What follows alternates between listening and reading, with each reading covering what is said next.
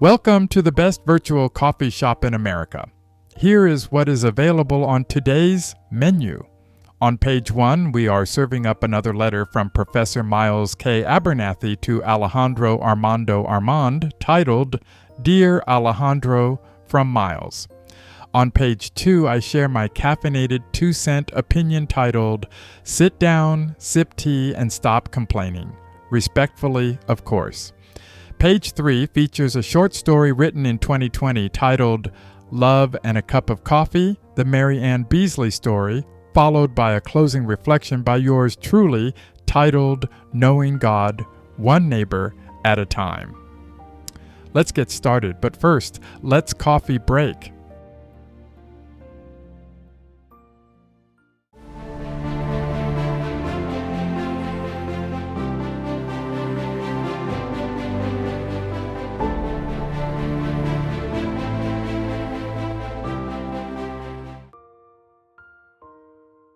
Welcome back to page 1.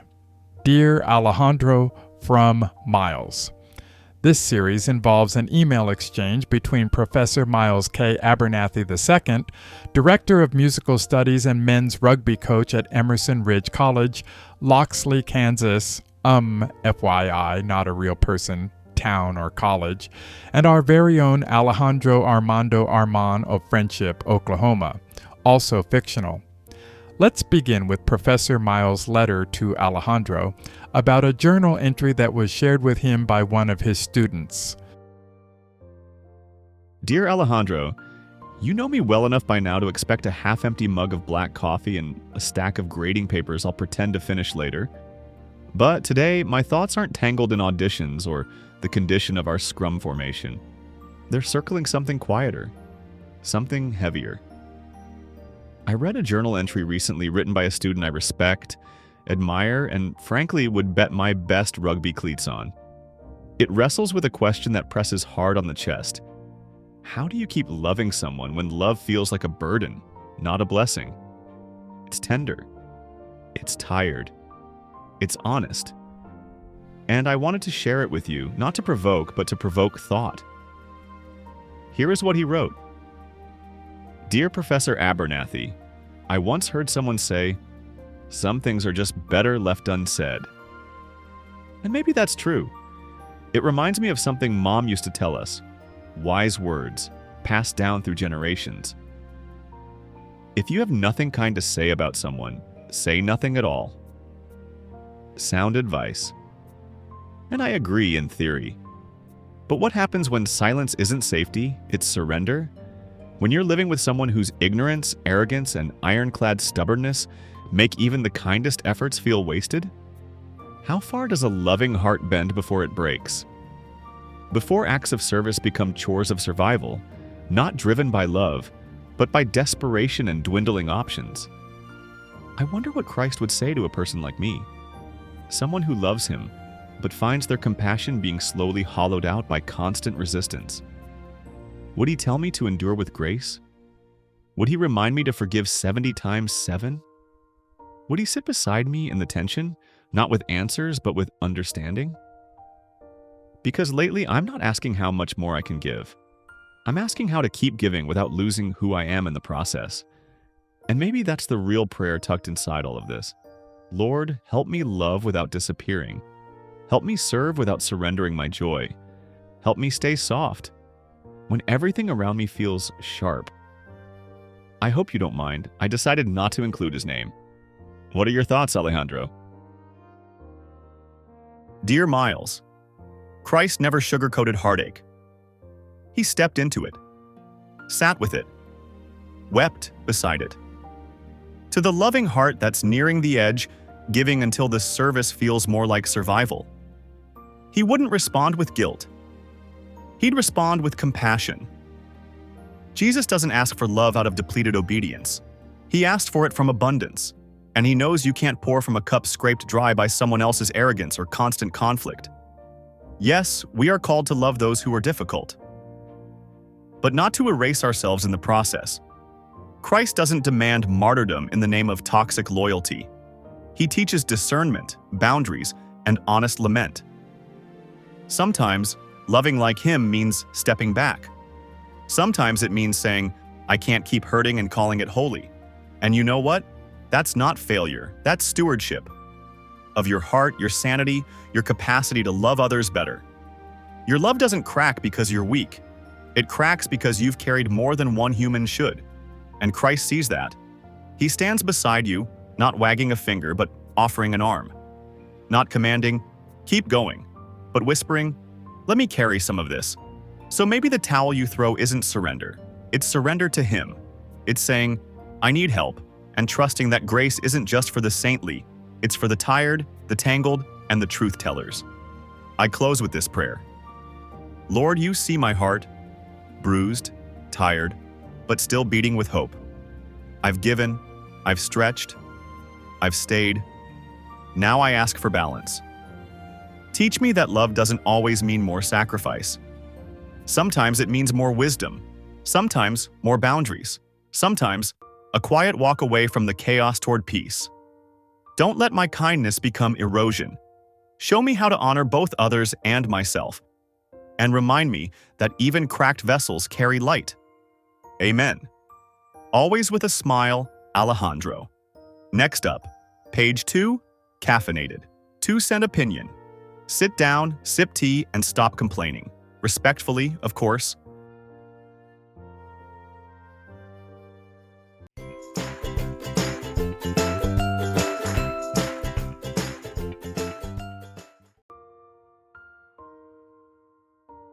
Age is a gift. It's a badge of honor, a walking archive of stories, lessons, scars, and victories. But somewhere between bingo night and backyard grumbling, a few folks decided that getting older automatically earns you the right to complain, like you're auditioning for a soap opera titled The Chronicles of Crankiness. This piece isn't about disrespecting our elders, quite the opposite. It's a loving nudge to remind them that respect is a two-way street paved with gratitude, grace, and fewer groans. So, take a seat, sip some tea, and enjoy this very warm, slightly cheeky brew. Listen, I love Grandma. I do. I love the grandpa who wears socks with sandals and reminds us twice a week that gas used to be 20 cents a gallon. But we need to talk. There's a growing epidemic among some of our seasoned citizens. And no, I'm not talking about hip replacements. I'm talking about complaining as a sport, complaining about the temperature, complaining about the music, complaining that young folks don't mow lawns properly or hold doors with enough reverence. Now, don't get me wrong. Being elderly earns you respect, empathy, and probably a discount at the buffet. But what it doesn't earn is a free pass to treat kindness like a punching bag. You're not entitled to be difficult just because you have seniority. People want to help you. We do. We'll rearrange our schedules, bring groceries, drive you to church, and laugh at your punchlines even if they were outdated during Eisenhower's administration. But you've got to meet us halfway. Take those complaining lips out of drive, pop them into neutral, and let folks love you without getting a verbal shakedown in return. At your age, you ought to be schooling us in humility, patience, and gratitude. Not launching verbal grenades over mashed potatoes. Yes, your knees creak louder than the floorboards in a haunted house. Yes, your back forecasts rain better than any meteorologist. Yes, your best dance moves now involve navigating a walker like a ballroom pro. But here's the thing. You're still alive. Still here for the football game, the birthday parties, the casserole critiques, and cookie debates. So let's flip the script. Be the elder who gives encouragement, not eye rolls. Be the grandma who compliments your weird shoes. Be the grandpa who says, I'm proud of you, instead of, why are your pants so tight? And most of all, leave those chattering dentures in the glass when the urge to gripe bubbles up. You've made it this far. Don't go out crabby. Go out classy.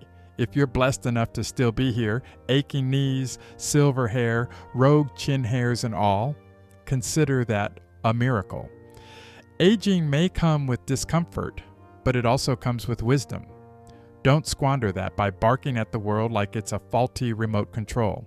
Instead, be the elder who lifts with laughter, leads with kindness, and shows the younger generation how it's done, not how it's griped. There's legacy in grace. And sometimes it starts with saying thank you, and maybe keeping those chattering dentures in the glass until after dessert. And that is my 2 cents for what it is worth. Next up, page 3, Love and a Cup of Coffee, the Mary Ann Beasley story, right after the break.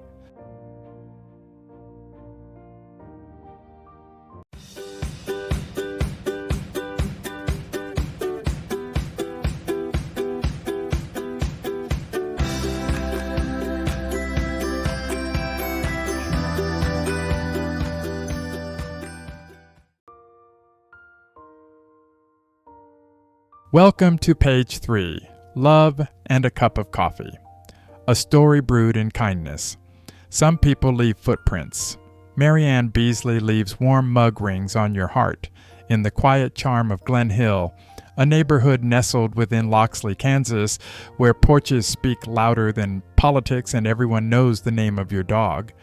Mary Ann is more than a friendly neighbor. She's a sacred fixture of grace, wit, and coffee-laced wisdom.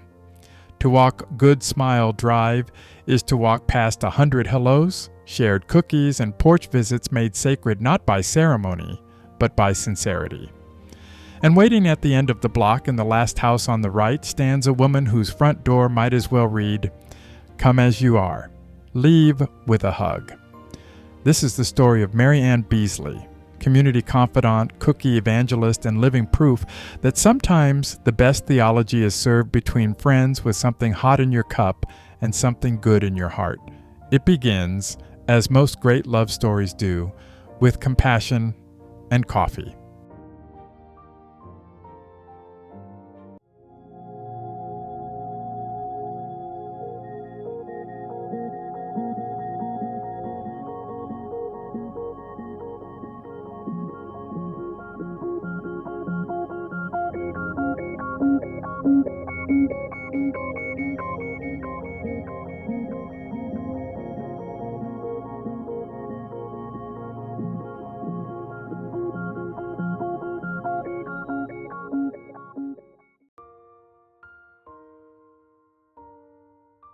Every once in a while, someone comes along who becomes the heart of a neighborhood. The porch light left on, the warm hug on a rainy day, the person whose home becomes a safe haven whether you're passing by or falling apart. They're the ones who always have the right words, no matter how many times you come back with the same question, burden, or heartache. They never rush you, they never judge. They just listen, love, and refill your coffee. For the town of Loxley, Kansas, that person is Mary Ann Beasley, known affectionately as Mom Beasley or Grandma Beasley, throughout the quaint Maple Street district in Glen Hill. Glen with 2 N's, she'll remind you. Mary Ann is a living testament to timeless grace and cross-generational wisdom. Glen Hill itself has the feel of a Norman Rockwell canvas. Soft charm, polite chatter, and front yards where kids still play. It was once described in a 1950s postcard as Mid-America's spirit draped in New England's gentility. But residents will tell you, it's Mary Ann who breathes life into that legacy. She's a proud stay-at-home mother and housewife who never felt the need to justify her life's choices, and she encourages others, especially young women, to walk boldly in their own direction. Her philosophy is simple. You are where you are because you've chosen it, and that choice should be met with respect. "Don't blame the wind," she'd say with a smile. "Just adjust your hair and keep moving." When confronted by critics of her so-called old-school way of thinking, Mary Ann responds not with defensiveness, but clarity. "I don't hold the reins of anyone's progress or regression. That's for each person to steer. I celebrate your pursuit, whether it's boardrooms or baby bottles. Just don't trample someone else's path to pave your own." She speaks with conviction, never with condemnation. Unapologetic, yet unfailingly respectful. Her tone is gentle, her resolve firm. Mary Ann lives at the end of Good Smile Drive.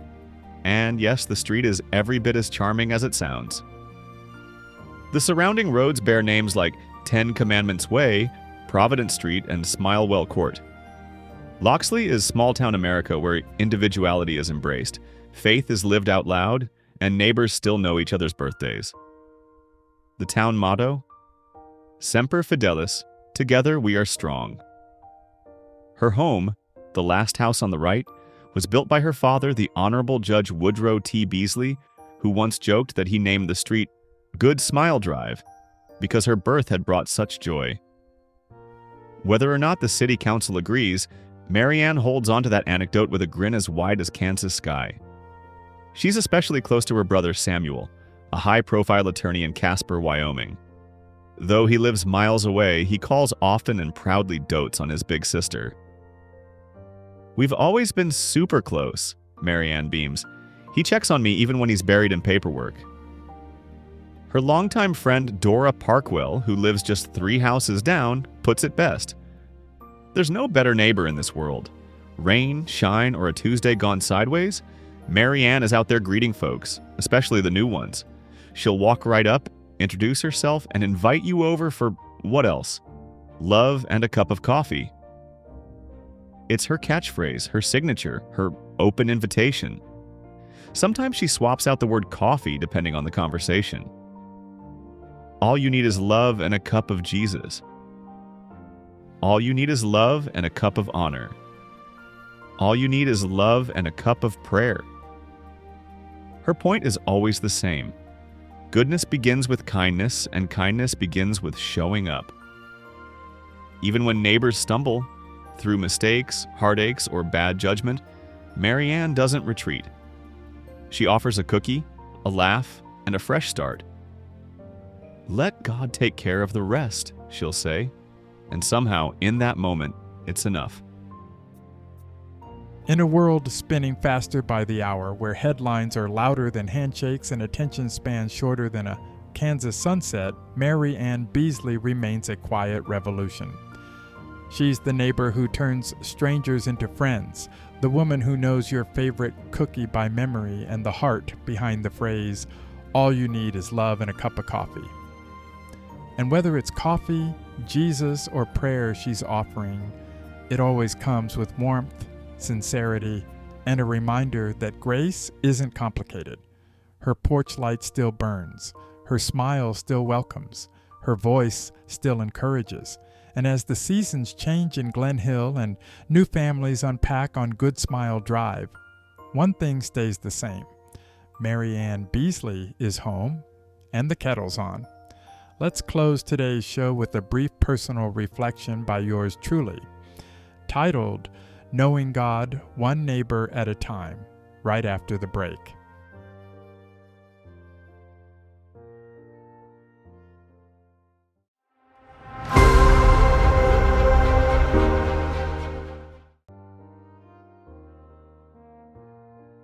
Knowing God, One Neighbor at a Time. A reflective meditation by Carlos Michael. The sacred art of neighboring. Let's be honest. Sometimes neighbor is a loaded word. It can mean the lady who trims her hedges while side-eyeing your mailbox, or the man who insists on mowing his lawn shirtless in January. Sometimes it's the person you wave to every day but couldn't name to save your life. And sometimes, if you're lucky, neighbor means the person who knows when your soul needs a casserole and a little grace. I believe knowing, loving, and serving our neighbors isn't just a community duty. It's a spiritual invitation, a quiet liturgy wrapped in everyday kindness. Because when I step into the life of someone else, not just with words but with service, I'm not just being good. I'm drawing near to God. God isn't hidden in stained glass or buried in lofty doctrine. Sometimes He's in the knock on the door when someone needs jumper cables, or the extra coat you give away without fanfare, or the moment you choose patience with someone who definitely didn't earn it. Knowing your neighbor means taking the risk of relationship. It means looking past someone's quirks or volume level and choosing to see the imago Dei, the image of God, even when it's buried under sarcasm and strong cologne. Loving your neighbor is inconvenient, which is precisely why it's so holy. It disrupts our comfort, our schedule, our tendency to hoard compassion. But in that disruption, we find rhythm. We find God. Serving our neighbor isn't about checklists or applause. It's about practicing divinity in denim, showing up, leaning in, staying present, even when all you want to do is retreat with a blanket and a passive-aggressive prayer. Because every time I choose someone outside of myself, every time I choose kindness, generosity, grace, I feel the nearness of God. Not in theory, in practice, in flesh. I don't have all the answers. Lord knows I've got a long way to go. But I believe the way I treat the people around me, the ones in the next pew, the next driveway, the next awkward group text, is the clearest reflection of how I understand and respond to God. So, yes, I'll keep waving, I'll keep knocking, I'll keep making space at the table and asking how I can help. Because maybe the holiest thing I'll ever do is show up with a smile, a casserole, and a belief that God shows up with me.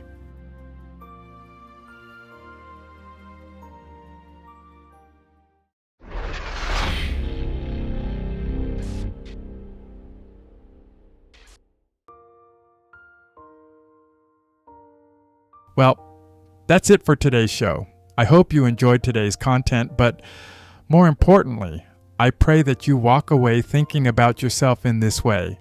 What can I do today for God, neighbor, and self in that order that I failed to do yesterday, but do better today? Then think about what you learned or took away, if anything, from today's show and apply it to your own daily life. You know the drill. Love God with all your everything and love your neighbor as you love yourself. If you treat yourself with love, loving your neighbor comes easy. And for the record, by neighbor, I mean everyone is our neighbor, beginning with our first neighbors at home, our family. For the record, today's show was voiced over, including my voice, using AI technology in a holy way from 11labs.io, while assistance with writing the script was made possible in partnership with Microsoft Copilot. Until next time, don't ever stop praying or lose hope. Help is on the way.